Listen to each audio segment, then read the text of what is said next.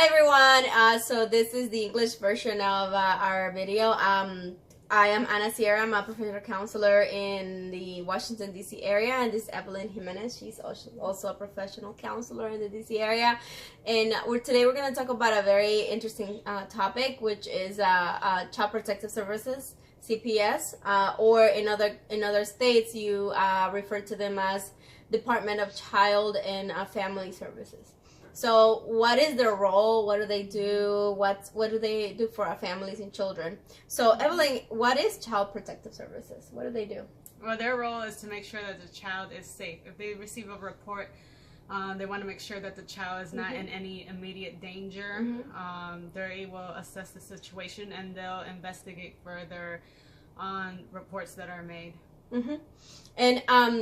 And national statistics say that about 2.5 million calls are made every year in the United States. So there's a lot of people making these reports. What happens when people make that call? What's happening? Usually there's a procedure. They'll have a screening take place, and they'll ask you questions such as, where is the child? What school do they go to? Who's the primary caregiver, the person responsible for that child? Birth dates, the birthday of the child, information about the parents, and details about the situation. Right, so a lot of information to gather in that first call. So when that happens, what do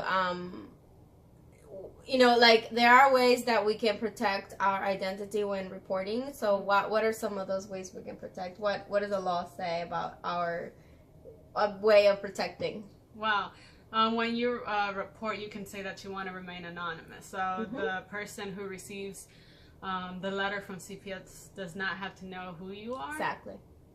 Yeah, that's good. And that's a really good way to protecting that family unit that people, like, that we all have in our families that we don't want to break, or feel like, even though it's not our fault to break. What does the social worker do? What do they do when they come in contact with the family? Well, usually before the social worker even gets involved, when the report is being made, if it meets the criteria, the screener, the person you're talking to, will tell you if that case gets assigned or not. And then if the case does get assigned, then that case will go to a social worker, and the social worker will set up an appointment with that child's family or the caregiver to find out more details and investigate further more about the situation. Yeah, and ultimately the goal is to just find out more about the family, figure out where they live, how they live, and who they are, and everything. It's not about threatening the family. I know in like our community, in Latino community, we fear that our child will be removed immediately. But that's not the case. Right. Is it that easy? Like, what myth, does it take? Right? Like, growing up, people would tell you, oh, if you report it, CPS are going to take your kids away. They're going to separate your families. But it is not the goal of CPS to remove children or separate families or cause more harm. It's their goal to provide a safe space, a safe home for the child, to provide resources for that family, to receive counseling, to get help. Exactly. To try to keep that family intact and unified. So that we shouldn't be afraid of reporting. That happens a lot in the country.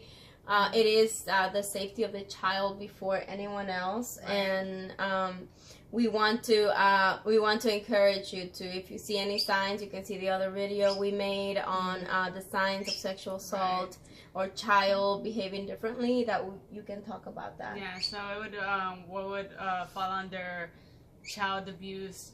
It could also be suspected. It does not. You do not have to confirm that it is. If you suspect it based on the signs, the social worker will investigate for you. But it could be physical abuse, psychological abuse, sexual abuse, mental, domestic violence, probably in the family could fall under that. But again, it's not your job to investigate. The social worker can do that for you, or whoever is assigned to that case. Yeah, and the more you cooperate with them, the better it is for the whole family. If you resist too much, then those are signs that you are hiding something. So you want to make sure that you're open and honest with them about your situation, don't be afraid of doing that. That'll never go against you. You know, it'll be just a good thing for you and for your family. And I think to end this, you know, it's important for the person reporting to know that you will not get in trouble if you report something and it happens not to be true, as long as you're doing it in good faith and you want to protect that child. Yeah, it's all for the protection of children. So thank you for coming again, and I look forward to talking more about other mental health issues and or topics that interest our community. Have a good day. Subscribe if you want to know more, and we'll see you next time. Bye.